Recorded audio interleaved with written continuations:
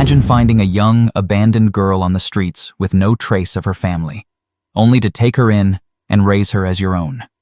Now, fast forward 20 years.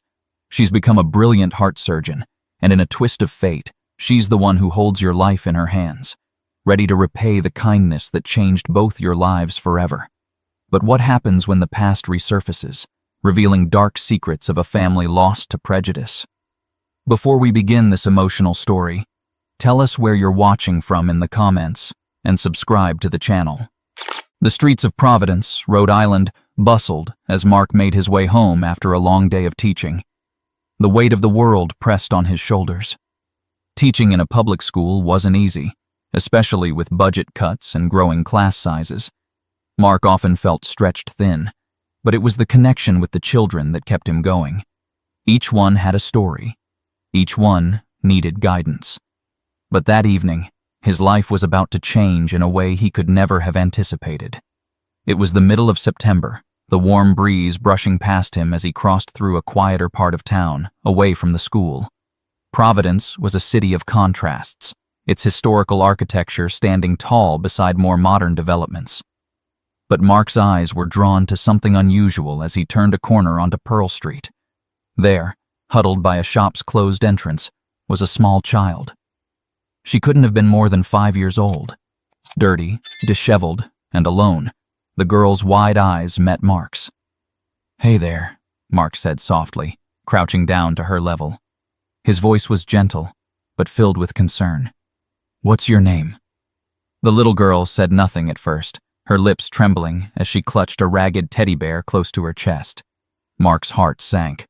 Who could leave a child like this? He sat down beside her on the pavement, taking a moment to compose himself before speaking again. "It's okay. I'm a teacher. You're safe now," he assured her, his eyes scanning the area for anyone who might know her. But the streets were empty, the lights flickering in the growing twilight. The little girl finally whispered, "Emma." "That's a beautiful name, Emma." Mark smiled, relieved she spoke. "Where's your family?" Her gaze dropped to the ground, and tears welled up in her eyes. "Gone. They're gone." Mark felt a chill run through him. His mind raced. What had happened to her family? He didn't press for details. The important thing now was to get her to safety. Mark didn't sleep that night. After alerting the authorities and ensuring Emma was taken to a nearby shelter, he couldn't shake the thought of her from his mind. Days passed, and despite every effort by social services, no family came forward for Emma. Her case was shrouded in mystery. The more Mark learned, the more he realized how deeply this young girl had been abandoned by the world. 3 weeks after that fateful evening, Mark found himself sitting in a dimly lit office with an intake worker. The woman across from him looked tired, juggling too many cases and too little time. "Mr. Reynolds," she began, "we're having trouble finding a permanent home for Emma. The state can place her in foster care, but—" She trailed off, giving him a knowing look. Mark knew the foster care system all too well. As a teacher, he'd seen what happened to children who slipped through the cracks, who were shuffled from home to home without the love and support they needed. His heart ached for Emma. "I'll take her," Mark said, almost without thinking. "I can give her a home." The woman blinked, caught off guard by his sudden decision. "Mr. Reynolds, this is a big responsibility. Are you sure?" He wasn't sure of anything in that moment, but something inside him knew it was the right thing to do. "She deserves a chance. I can't let her go through this alone." From that day forward, Mark became not just a teacher, but a father. Raising Emma was challenging. He wasn't prepared for parenthood, and there were days when the weight of it all felt overwhelming. But Emma thrived under his care. She was a quiet child, introverted but intensely curious. Books became her refuge, and Mark made sure she had as many as she wanted. As the years passed, Emma excelled in school. Mark watched with pride as she grew into a bright, compassionate young woman. He never once regretted his decision to take her in. Emma's love for learning led her down a path few could have predicted. While her friends played outside or watched TV, Emma buried herself in textbooks, fascinated by the workings of the human body. By the time she was in high school, she knew exactly what she wanted to be: a heart surgeon.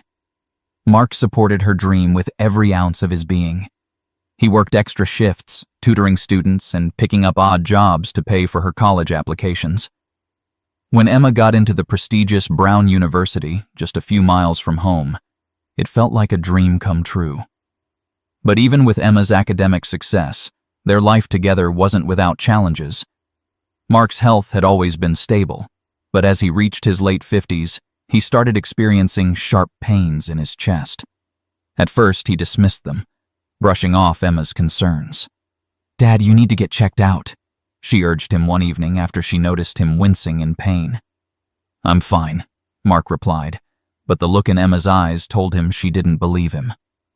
Weeks later, during one of her clinical rotations at the hospital, Emma was reviewing patient files when she saw a name that made her blood run cold: Mark Reynolds. Her heart pounded as she rushed to the cardiology ward.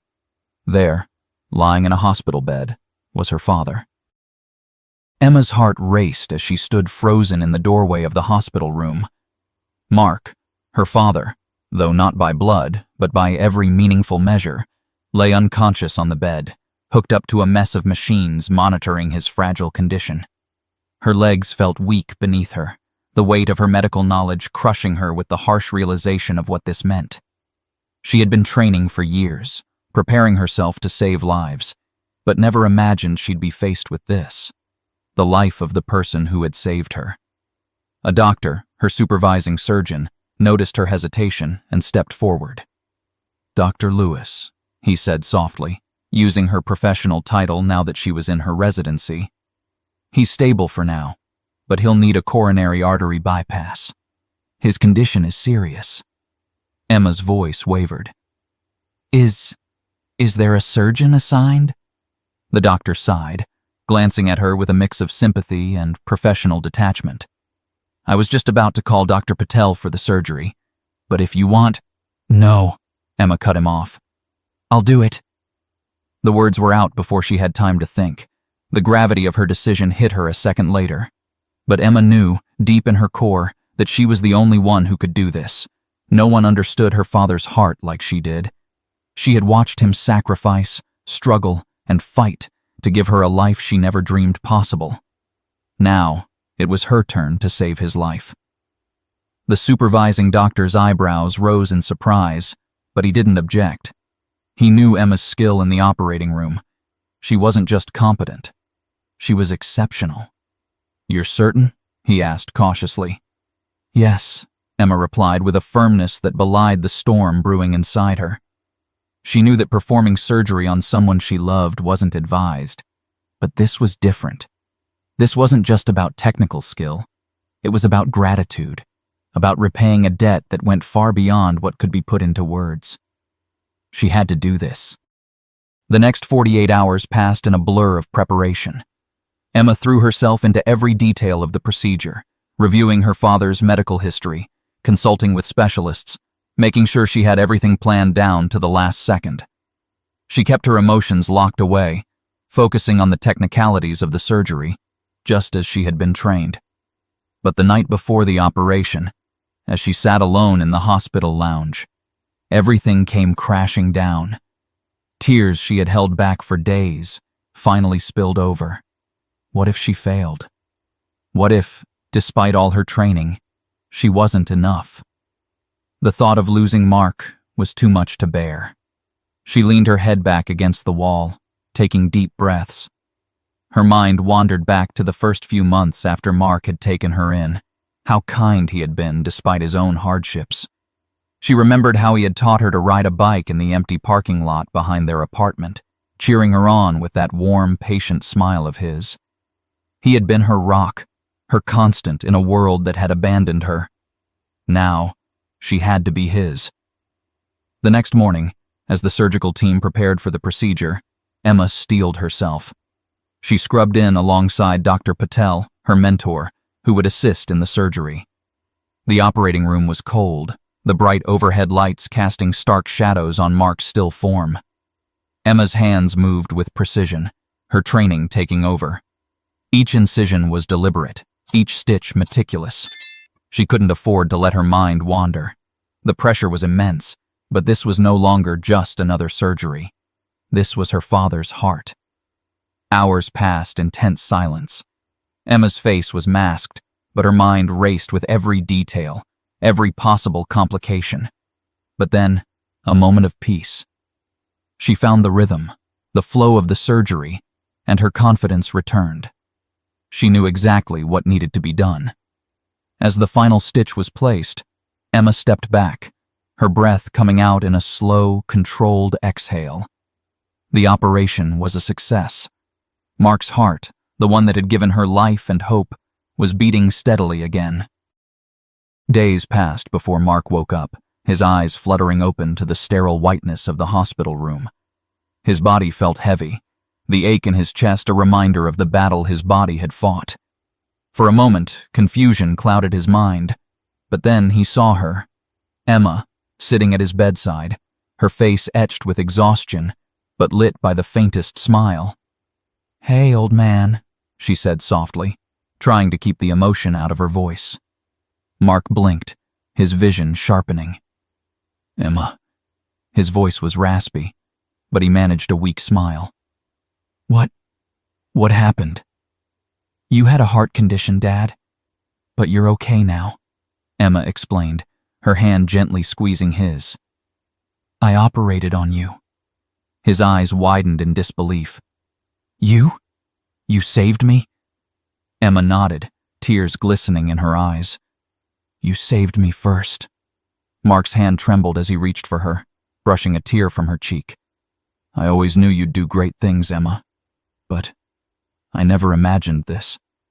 They sat in silence for a moment, the weight of their shared journey between them. Emma had been a scared little girl when Mark found her on the streets. But now she was a woman who had not only saved lives, but had also saved his. The bond between them was deeper than blood, something forged in love, sacrifice, and gratitude. Mark's recovery was slow, but steady. Emma took time off from her residency to stay by his side, helping him heal both physically and emotionally. As the weeks passed, they often found themselves talking about the past, about the day Mark had found her, the years they had spent together, the challenges they had faced, and how far they had come. It was during one of these conversations, while sitting on the porch of their small home in Cranston, that Emma asked him something that had weighed on her heart for years. "Dad," she began hesitantly, "do you ever wonder what happened to my real family?" Mark glanced at her, his expression thoughtful. "I've thought about it," he admitted. "But I never wanted to push you to find out, unless you were ready." Emma looked down at her hands. "I don't know if I'll ever be ready. But sometimes, I wonder why they left me, why they never came back." Mark sighed deeply, reaching out to take her hand. "Whatever the reason, Emma, it was their loss. They missed out on an incredible person." Emma smiled faintly, but there was still a sadness in her eyes. "Maybe," she whispered, "but I'm still grateful. For you. For everything." Mark squeezed her hand gently. "We found each other, and that's all that matters." Time went on, and though Mark's recovery progressed, there was an unspoken tension between him and Emma. The question of her biological family lingered like a shadow between them. Emma tried to push it away, focusing on her career, but every now and then, in the quiet moments, she'd catch herself wondering, who were they? Why had they left her? And why had no one ever come looking? One evening, as they sat together in the living room of their modest home in Cranston, Mark broke the silence that had settled between them. "Emma," he began carefully, "you know, we don't have to talk about your past if you don't want to. But if you're ready to face it, I'll be with you every step of the way." Emma looked up, her eyes filled with uncertainty. "What if I find something I don't want to know?" she whispered. "What if they didn't want me?" Mark leaned forward, his voice steady but soft. "No matter what we find, it doesn't change who you are. It doesn't change what we've built together. You've made a life for yourself, a life full of purpose and meaning, That's what matters. For days, Emma wrestled with the decision. She had never looked for her family, never tried to dig into her past, afraid of what she might uncover. But now, with her father's support, the curiosity was too powerful to ignore. And so, they began the search. Emma and Mark enlisted the help of a private investigator, someone who specialized in tracing long-lost family members. The man, a former detective named Richard Hill, was meticulous and professional. He didn't promise results, but he assured them he'd do everything in his power to uncover the truth. Weeks passed with no word, and just when Emma thought the trail had gone cold, Richard called with news. "I found something," he said, his voice calm but serious. "It's not much, but it's a lead. There's a record of a family matching Emma's description that used to live in a small town called Rockland, Maine. They vanished around the same time Emma was found, but there's no police report, no missing persons case." Emma's heart pounded in her chest. Rockland was a quiet town on the coast, a place she had never even heard of before. But now, it felt like the key to unraveling the mystery of her past. Mark watched her carefully as she hung up the phone. "Are you sure you want to do this?" he asked, concern etched on his face. Emma nodded slowly. "I need to know." The drive to Rockland was long, and the closer they got to the small coastal town, the heavier the atmosphere seemed to become. Emma's thoughts were a swirl of emotions: fear, hope, anxiety. Mark stayed quiet, sensing that she needed the space to process what was about to happen. When they finally arrived, Rockland looked like a postcard, charming, with its picturesque lighthouse and quaint downtown streets. But to Emma, it felt foreign and distant. She had no memories of this place, no sense of familiarity. It was as though her past belonged to a stranger. They started their search at the local library, combing through old newspapers and public records. Richard had provided them with names: the Peterson family. Emma could barely bring herself to say the name aloud. It felt strange, disconnected from the life she knew. Was this her family? Did they truly abandon her? The librarian, a kindly woman in her 70s, helped them sort through the archives. After hours of searching, they found a brief mention of the Petersons in an old newspaper article. It was nothing more than a small blurb about the family moving to Rockland from another town in Vermont. But there was no record of their departure, no obituary, no mention of any accidents. Mark's brow furrowed as he scanned the article again. "It's like they just disappeared," he said softly. Emma felt a knot tighten in her stomach. What could have happened? Why would a family vanish without a trace? As they delved deeper into Rockland's history, Emma and Mark discovered that the Petersons had lived on the outskirts of town, in a house that had long since been abandoned. No one had lived there for nearly 20 years. It was a ghost of a place, standing on the edge of the town like a forgotten relic. They drove out to the house the next day, the air thick with anticipation. The house was in ruins, its windows shattered, and the front door hanging on rusty hinges. Emma stood frozen as they approached, memories tugging at the edges of her consciousness. She couldn't place them, but something about this place felt heavy. As they explored the dilapidated building, Emma's foot struck something half buried in the dirt near the back of the house. She knelt down, brushing the dirt away to reveal a small, weathered journal. The leather cover was cracked, and the pages were yellowed with age. She opened it carefully, her breath catching in her throat. It was her mother's journal. The entries were sporadic, fragmented, but they painted a picture of a family in turmoil. Emma's mother had written about strange events, people following them, unexplained threats, and an overwhelming fear that something terrible was going to happen. The final entry was short, chilling in its simplicity. "We can't stay here. They've found us." Emma's hands shook as she read the words. "What does this mean?" she whispered, her voice barely audible. Mark placed a hand on her shoulder. "I don't know," he admitted. "But whatever happened, they were running from something." Determined to find more answers, Emma and Mark returned to town, seeking out anyone who might remember the Peterson family. They found an old man, a former neighbor, who recalled the family but spoke in cryptic terms about their disappearance. "There was talk," he muttered, staring off into the distance. "Strange people showing up at the house, late at night. The family, they didn't fit in around here." Emma's heart sank. Was it prejudice that had driven her family into hiding? Had they been targeted because they didn't belong? The old man shrugged when pressed for more details, but his words echoed in Emma's mind. The deeper they dug, the more she realized that her family had been the victims of something dark, something rooted in fear and intolerance.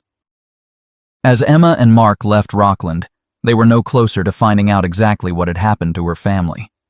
The trail had gone cold once again, and all they were left with were fragments of a story that had never been told. But as they drove home, Emma felt a strange sense of peace. She didn't have all the answers, but she had enough to understand that her family's disappearance hadn't been her fault. They had been running from forces beyond their control, forces that preyed on people who didn't fit the mold. Mark glanced at her, his voice gentle. "Are you okay?" Emma nodded, a small smile tugging at her lips. "I think so. I may never know the full truth, but I have you, and that's enough." Mark smiled back, his heart swelling with pride and love for the woman she had become. "You've come a long way, Emma, and whatever happened to your family, they'd be proud of who you are." The drive back from Rockland was long and quiet, the heavy realization of Emma's family history settling in like a slow fog. As they neared home, Mark could sense that something inside Emma had shifted. Her search had brought her closer to answers, but the emptiness of knowing that she might never fully understand what had happened to her family weighed on her. They didn't talk much during the ride, but when they pulled into their driveway, Emma turned to Mark with a somber expression. "I'm glad I found some answers," she said quietly, "but I think it's time I let go of the rest. I have to move forward." Mark nodded, understanding the gravity of her decision. "You're right. What's most important is the life you've built, the future you've created for yourself. Not everything in the past needs to be uncovered." Emma smiled softly. For the first time in weeks, she felt a sense of closure. It wasn't the type of closure she had hoped for, but it was enough. The house in Rockland, her mother's journal, the cryptic words from the neighbor, none of it could define her. She was more than her past. She was the sum of her choices, her resilience, and the love she shared with the man who had raised her. Mark's recovery was slow but steady, and Emma took time to help him through it.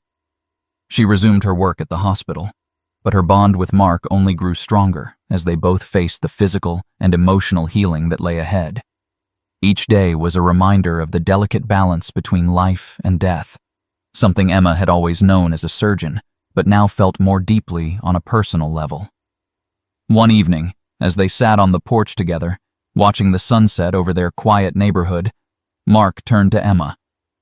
"You know," he began thoughtfully, "life has a funny way of bringing things full circle." Emma raised an eyebrow, glancing at him. "What do you mean?" Mark smiled, his eyes soft with emotion. "I found you on that street all those years ago, alone and abandoned. And now, here we are. You saved my life. It's like the universe found a way to repay the kindness." Emma felt her throat tighten with emotion. "I never thought of it that way," she admitted. "But you're right. It feels like fate." Mark's smile faded slightly, and he grew serious. "But Emma, none of this was fate. You made choices that shaped who you are. You chose to become a doctor, to work hard, to be kind, and to save lives. You chose to save me, and those choices are what define you, not the past." Emma looked at him, tears welling in her eyes. "I wouldn't be who I am if it weren't for you, Dad. You're the one who gave me a chance." Mark reached over and gently took her hand. "No, Emma. You gave yourself that chance. I was just lucky enough to be there when you needed someone." A few months later, Emma was back in the operating room, performing a routine procedure on a middle-aged man who had come in with severe chest pain. The surgery went smoothly, and as she finished, she felt the familiar rush of relief that came with a successful operation. But something about this case lingered with her, a strange feeling she couldn't shake. Later, as she reviewed the patient's chart, she noticed something unusual. His last name, Peterson, the same name as her biological family. Emma froze, her mind racing. Could it be a coincidence? Or could this man be connected to the family she had been searching for? Her heart pounded as she debated whether to ask him about it. But something inside her urged caution. She had learned from her journey to Rockland that not every door needed to be opened, not every question needed to be answered. Still, the curiosity gnawed at her. When the man woke up after surgery, Emma visited him in his hospital room to check on his recovery. He was groggy but coherent, his eyes blinking against the bright hospital lights. She introduced herself as his surgeon, her mind racing as she tried to gather the courage to ask the question that had been burning inside her. "You're doing well, Mr. Peterson," she said, her voice steady despite the turmoil inside her. "We were able to repair the damage, and you should make a full recovery." The man smiled weakly. "Thank you, doctor. I appreciate everything you've done." Emma hesitated, her heart pounding. "I have to ask, your last name, Peterson. Are you from Rockland, Maine?" The man's eyes widened in surprise, and for a moment, Emma thought she had made a mistake by asking. But then he nodded slowly. "Yeah, actually I am. My family's from there. Why do you ask?"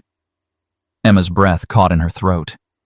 I've been looking into my family history, and I think I might be connected to the Petersons from Rockland. Do you know anything about them?" The man frowned, clearly trying to recall some distant memory. "The Petersons. Yeah, I remember hearing about them. They lived on the edge of town. There was some kind of scandal, but I don't remember the details. Something about them disappearing, I think." Emma's heart sank. It was the same story she had already uncovered, but before she could say anything, the man continued. "I think my grandfather mentioned something about them a long time ago," he said, his voice thoughtful. "He said they were targeted by some bad people. Something about race, I think. It wasn't talked about much back then, but it wasn't safe for families like them in small towns like Rockland." Emma felt a chill run down her spine. The pieces were falling into place. Her family hadn't just disappeared. They had been driven out, forced to flee because they didn't belong. It was a story as old as time, one that echoed through the lives of countless families who had been persecuted for nothing more than their differences. As Emma left the hospital that evening, the weight of the past pressed heavily on her. But instead of feeling despair, she felt a strange sense of clarity.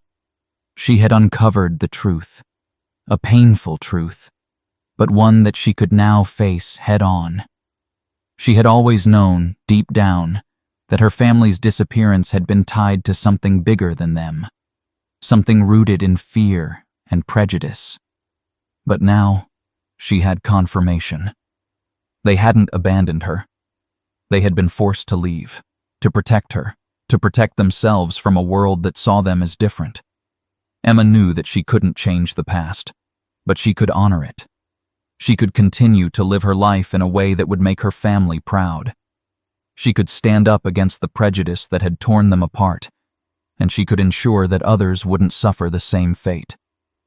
When she returned home that night, Mark was waiting for her on the porch, as he often did. She sat beside him, feeling the warmth of his presence. "I found out more about my family today," she said quietly, her voice filled with a mix of sadness and resolve. Mark looked at her, his eyes soft with understanding. "What did you find?" "They were targeted," Emma explained, "because of their race. That's why they disappeared. They were running from people who didn't want them here." Mark nodded slowly, his heart heavy for her. "I'm sorry, Emma." Emma smiled faintly. "It's okay. I'm not angry anymore. I'm just relieved to know the truth, and I'm grateful for the life I have now. You gave me a second chance, and that's what matters." Mark placed a hand on her shoulder, giving her a gentle squeeze. "You've made the most of that chance, Emma, and I couldn't be more proud of you." As they sat together in the fading light, the past no longer felt like a weight on Emma's shoulders. It was a part of her, but it didn't define her. What defined her was the love she had given and received, the lives she had touched, and the future she would continue to build. Years later, Emma would reflect on her journey, the discovery of her family's past, the loss, the healing, and the strength she had found in the life she had built with Mark. She knew now that family wasn't defined by blood, but by love, by the choices people made to care for one another, to stand by one another, no matter what. Mark grew older, his body slowing with age, but his spirit remained strong. Emma continued her work as a heart surgeon, saving lives and giving others the second chances she had been given. Together, they had built a life of love, gratitude, and resilience. The lessons Emma had learned from her own story became a beacon of hope for others, her patients, her friends, and the communities she touched. She spoke openly about the dangers of prejudice, about the importance of treating everyone with respect, and about how justice always caught up with those who acted with bias. Her words, her actions, and her compassion rippled out into the world, leaving a legacy that would endure long after her story was told. In the end, Emma knew that her family had never truly been lost. Their spirit lived on in her, in the work she did, and in the love she shared with Mark. As the years went by, Emma became known not just for her skill as a heart surgeon, but for her empathy, her willingness to listen, and her deep compassion. Every patient who came through her operating room felt that they were not just another case, but a person she cared about deeply. This was the legacy Mark had passed on to her, the value of seeing people for who they were, not what the world made them out to be. One day, a man named Robert came to the hospital. He was in his early 70s, his weathered face bearing the marks of a hard life. He had a heart condition, one that had worsened over the years, and now he was in need of surgery. As Emma reviewed his file, she paused. The address listed was from Rockland, Maine. Something about the name seemed familiar. She didn't dwell on it at first, focusing on preparing for the surgery. But when Robert was admitted to the hospital, and Emma walked into his room for the pre-op consultation, the connection hit her like a wave. Robert was the son of the man who had driven her family out of Rockland. She recognized the name from the journals she had read, from the fragmented stories passed down in the small town.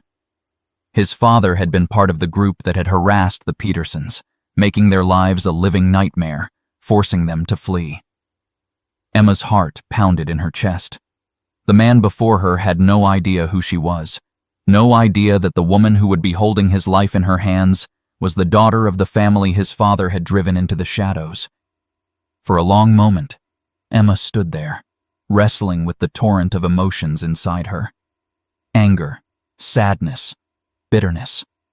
How could she operate on this man, knowing what his family had done? Could she bring herself to save the life of someone connected to the people who had destroyed her past?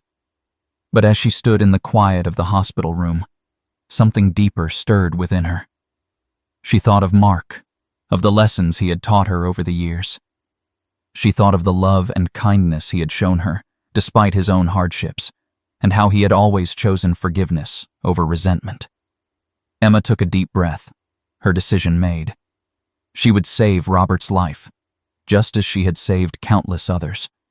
Not because of who he was or what his family had done, but because that was who she was. She wasn't going to let the past define her actions. She wasn't going to become someone consumed by anger or hatred. As the surgery began, Emma felt a calmness wash over her.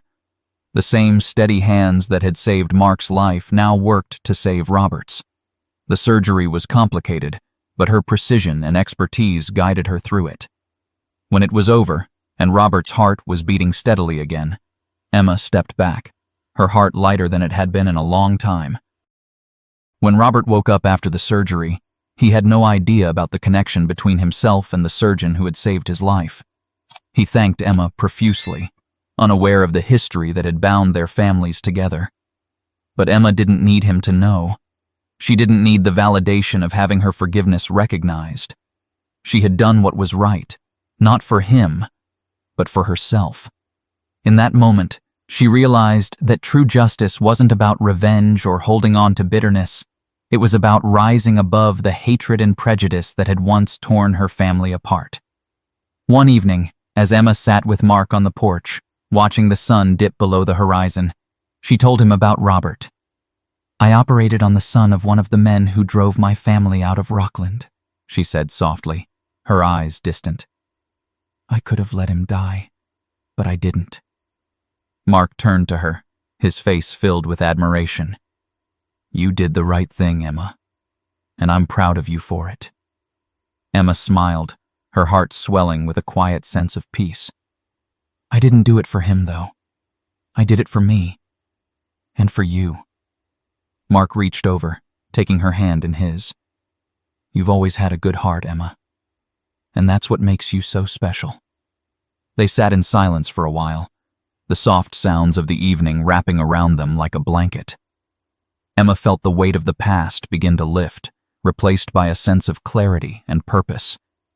She had faced the darkness of her family's history, and in doing so, she had found the strength to forgive.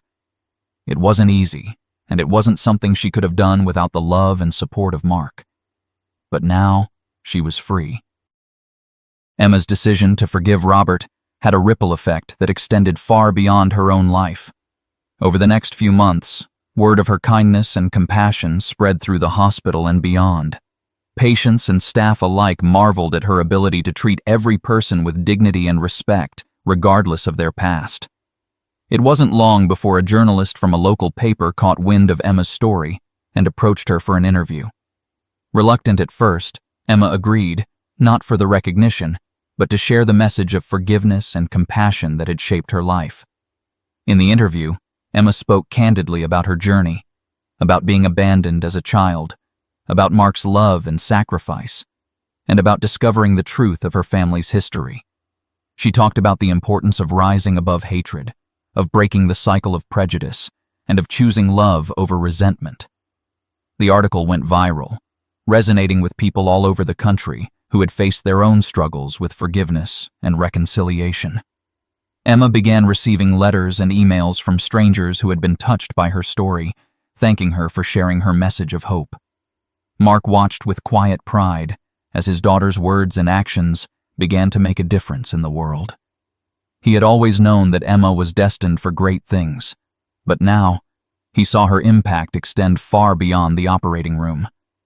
She was changing lives, not just by saving hearts, but by healing the wounds that hatred had left behind.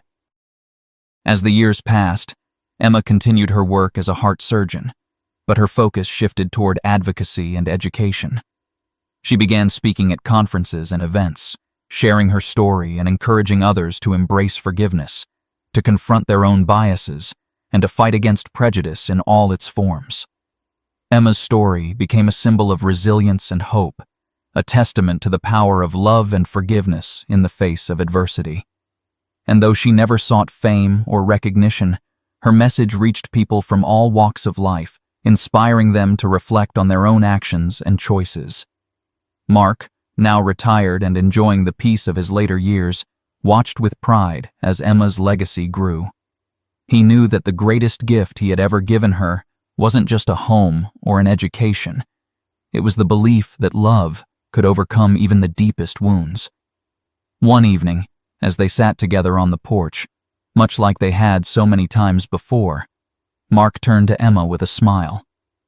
"You've come so far, Emma. You've done more good in this world than I ever could have imagined." Emma leaned back in her chair, gazing out at the fading light. "I've just tried to live by what you taught me, Dad. That love is stronger than hate, and that family is built on the choices we make for each other, not the blood we share." Mark chuckled softly. "I think you've taught me just as much." They sat in comfortable silence as the sun dipped below the horizon, casting a warm glow over the world they had built together. As Emma looked back on her life, she felt an overwhelming sense of gratitude. She had been given a second chance, and she had made the most of it. She had found her family, not just in Mark, but in the people whose lives she had touched along the way. She had also found healing for the wounds of the past, for the pain of abandonment, and for the injustice her family had suffered. In forgiving Robert, and in choosing compassion over bitterness, Emma had broken the cycle of hatred that had threatened to consume her. Her heart, once filled with questions and anger, was now full of love, and that love, she knew, would continue to heal and inspire others for years to come. Years passed, and Emma's life was filled with the joy of her work, her advocacy, and the deep bond she shared with Mark. But as time moved forward, so did the inevitable march of age. Mark, now well into his 70s, began to slow down. His once sharp wit and lively conversations became gentler, more reflective. He was still the strong, kind man Emma had known all her life, but she could see that his time was drawing near. One crisp afternoon, as they sat on their porch, Mark looked over at Emma with a tired but content smile. "You've given me more than I ever could have asked for," he said softly. His voice, though still steady, carried the weight of a man who had lived a full life. Emma shook her head, her throat tightening. "No, Dad. You're the one who gave me everything. I wouldn't be here if it weren't for you." Mark chuckled quietly, his eyes twinkling with the humor that had always defined him. "We've been through this before, Emma. You've always had the strength. I just gave you a place to find it." For days afterward, Emma couldn't shake the feeling that Mark was preparing to say goodbye. He had always been a man who accepted life's changes with grace, and she could sense that he was at peace with what was to come. But Emma wasn't ready. She had faced death in the operating room countless times, had seen life slip away under her hands, but the thought of losing Mark, the man who had given her everything, was unbearable. And then, one evening, the call came. Emma had just finished a long shift at the hospital when her phone buzzed. The voice on the other end was calm but urgent. "Dr. Lewis? It's about your father. He's been admitted to the ER." The words hit Emma like a freight train. She dropped everything and rushed to the hospital. Her hands were steady as she drove, her mind focusing on what needed to be done, but her heart was a storm of emotion. When she arrived, she found Mark lying in a hospital bed, looking frail, but still smiling when he saw her. His heart condition had worsened. This time, it was more serious than before. "You're going to be okay, Dad," Emma said, her voice cracking as she took his hand. "We're going to get through this." Mark squeezed her hand gently, his eyes soft with understanding. "Emma, I've lived a good life. I'm proud of you. I'm proud of everything you've done." "No." Emma shook her head, tears welling in her eyes. "We're not done yet." But deep down, she knew. Mark was ready to go. He had lived a life full of love and purpose, and now he was at peace with the idea of letting go. The thought crushed her, but she knew that fighting against it would only prolong his suffering. For the next few days, Emma stayed by Mark's side, refusing to leave him for even a moment. She took a leave of absence from the hospital, knowing that her place was with him. They talked about everything, about the past, about the future, about the life they had built together. Mark shared stories she had never heard before, tales from his younger days, memories of his own parents, and reflections on the choices he had made. One evening, as they sat together in the fading light of the hospital room, Mark turned to Emma with a serious expression. "You've done more good in this world than I ever imagined. But there's one more thing you need to do." Emma furrowed her brow, unsure of what he meant. "What is it, Dad?" Mark's voice was soft but firm. "You need to live your life. You've spent so much of it taking care of others. Me, your patients, everyone. But you need to take care of yourself, too. Don't be afraid to find happiness for yourself." Emma felt the tears begin to fall. She had always poured herself into her work, into her relationships, but she had never taken the time to focus on her own happiness. Mark had been her world, and the thought of losing him left her feeling lost. But his words gave her a sense of clarity. He wanted her to live, to find joy beyond the hospital, beyond her role as a daughter and a surgeon. "I will," Emma whispered, her voice thick with emotion. "I promise, Dad. I'll live." Mark smiled, a look of deep contentment washing over his face. That's all I needed to hear. That night, as Emma sat by Mark's bedside, he passed away peacefully in his sleep. His hand was in hers, his face calm and serene, as though he had finally found the rest he deserved. In the days that followed, Emma was overwhelmed by grief. Mark had been her guiding light, the person who had given her life meaning and direction. Now, without him, she felt unmoored. The house felt too quiet, the days too long. She had spent so much time focused on others that she had never truly prepared herself for the inevitable, Mark's death. But as she grieved, Emma also found strength in the memories they had shared. She thought about the years they had spent together, the lessons he had taught her, and the love that had defined their relationship. Mark had always believed in her, even when she doubted herself, and now, in his absence, she had to find a way to carry that belief forward. Emma returned to work, but something had changed within her. The grief still weighed on her, but it was tempered by the knowledge that Mark's life had been full of love and purpose. She knew that he wouldn't want her to dwell in sadness. He had always told her to live, to find happiness in the world beyond the walls of the hospital. And so, she began to seek out the things that brought her joy. She spent more time with friends, rekindled old hobbies, and even took a trip to the places she and Mark had once talked about visiting. It wasn't easy. There were days when the grief felt too heavy to bear, but slowly, Emma began to heal. Years passed, and Emma continued her work as a heart surgeon, but she also found new ways to give back to the world. She established a foundation in Mark's name, dedicated to providing medical care and support to underserved communities. She traveled to places that needed her skills the most, offering surgeries to those who couldn't afford them, and mentoring young doctors who shared her passion for helping others. In her personal life, Emma found love. It came unexpectedly, as love often does, with a man named Andrew, who worked as a human rights lawyer. They bonded over their shared commitment to making the world a better place, and over time, their friendship blossomed into something deeper. Andrew understood Emma's loss, and he supported her in ways that made her feel seen and valued. Together, they built a life filled with purpose and love, carrying forward the legacy that Mark had left behind. They traveled, they worked, and they shared their lives with others, knowing that the greatest gift they could give was the one that Mark had given Emma, a heart that was open to love, to forgiveness, and to hope. As Emma stood at the opening ceremony of the Mark Reynolds Heart Institute, the foundation she had worked tirelessly to establish, she felt a profound sense of peace. The institute was dedicated to providing life-saving surgeries to those in need, regardless of their ability to pay. It was a tribute to Mark, to the man who had saved her in more ways than one, and to the belief that every life was worth fighting for. The crowd applauded as Emma stepped up to the podium, her heart swelling with pride and gratitude. She glanced at the plaque that bore Mark's name, and for a moment, she felt his presence beside her. He had always believed in her, and now she was carrying his legacy forward in a way that would continue to touch lives for generations to come.